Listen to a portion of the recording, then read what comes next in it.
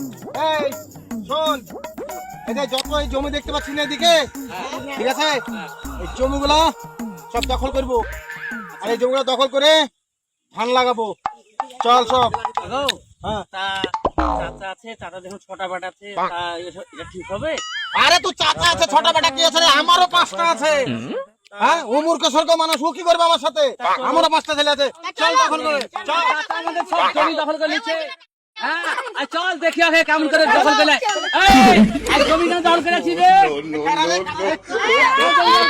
এই, কি ব্যাপার? আরে আমি মনে করি তুই টাউন থেকে আসিস নাকি? আরে কিসের মূর্খ? আমারে তুই তো জমি দখল করবি। তোর মামলা